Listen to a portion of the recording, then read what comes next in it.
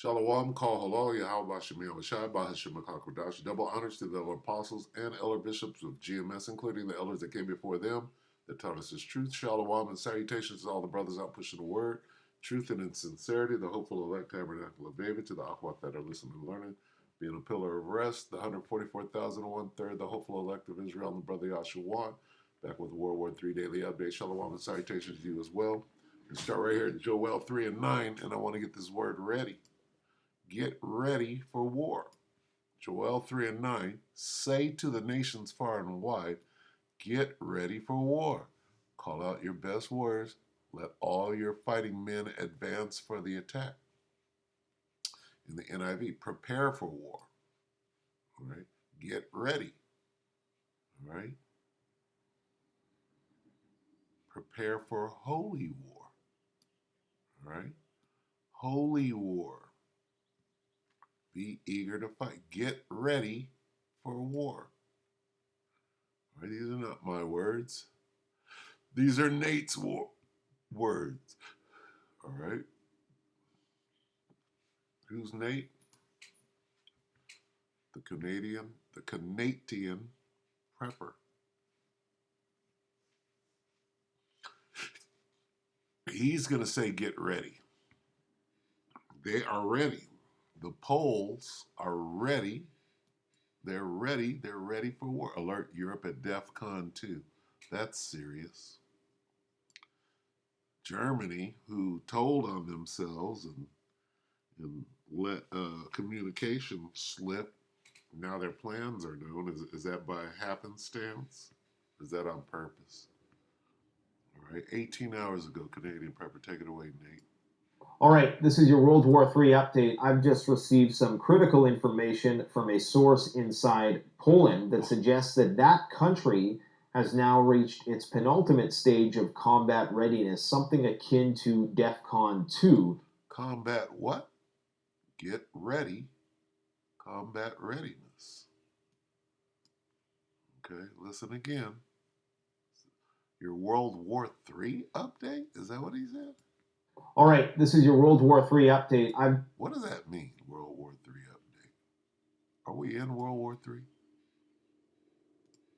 All right, this is your World War III update. I've just received some critical information from a source inside Poland that suggests that that country has now reached its penultimate stage of combat readiness, something akin to DEFCON 2, meaning that the prospect for conventional or unconventional, i.e. nuclear crisis, is extremely high at this point in time. I'm going to go over all the details of how this is going to manifest in terms of how the military is going to be conducting itself there from this point forward. As well, we have to talk about some very suspicious NATO exercises in that country that suggest they indeed are preparing for a large-scale conflict with the Russians. Now, before we talk about all the details, just to bring you guys up to speed with respect to what has happened this week. On Monday, Emmanuel Macron, the president of France, announced at the Paris conference, that they were considering putting troops on the ground in Ukraine. A couple days later, that was confirmed when Macron indeed said that they will be putting special forces into the country to engage in demining operations in a non-combatant role and to perform peacekeeping duties and blah, blah, blah, blah, blah, and maybe help out with the administration of weapon systems. Of course, that's the primary role here. Now, I implore people to understand one thing about this war that is being waged, because it's very easy to presume that what you are seeing in the media, that is the high point of information that both sides have. There's two wars going on right now, okay? There's a spy war, there's a clandestine war between nation states to intercept information. It's a surveillance, it's a reconnaissance, it's a spy war. The James Bond thing is a real thing. It happens behind the scenes. Why? Because it's the most important force multiplier.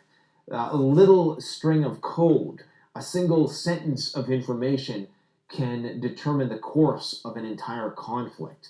This was evident in World War II when For any man with Slovakia.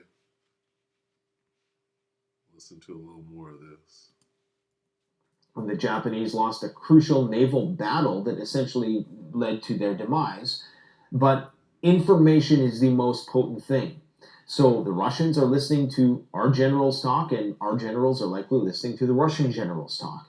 And what we see on the surface, the information that is promulgated on mainstream news, that is just the fluff. That is just scratching the surface. A lot of that stuff is either put there to telegraph to the other side, because you see, neither side is going to want to compromise its sources. So if the Russians have information, if they're listening in to what we're planning on doing, they're not going to scream to the media, "Hey, this is what they're doing. This is what they're planning," unless it's strategic for them to do so. Why? Because then they give up their sources, and then we lock everything down, and then we change all the passwords, and we try to tighten up security a lot, which makes it harder for them to know from that point forward. So it's called cyber war, right? This ain't World War II. This is crazy. So, if you want to listen to the rest of this, Canadian Prepper 18 hours ago. Okay. About 40 minutes. And find out what's going on with Germany. Right? Because this is the flashpoint, if you will, of World War III. If Germany does what they said they were going to do, carries through their plans about helping, destroy Crimea, bomb Crimea, do something in Crimea, right? Putin said, if you send one soldier over here, we go to nukes. Okay, so, and he might mention that in there, but this is where we're at. It's full speed ahead. It's not slowing down for any sense, if you will. So we know what it is. We understand what the scriptures say. This is what we go by. Revelation. This is the Berean Standard Bible. Revelation 11 and 14. The second woe has passed. All right. We know that to be true. Behold, the third woe is coming shortly. Who said that? The Bible said that. The third woe is World War III. We clearly see it. It's on the horizon. All right. So with that, we'll go ahead and end it off. We hope that the elect are edified, you brothers and sisters. With that, I'm going to say shalom.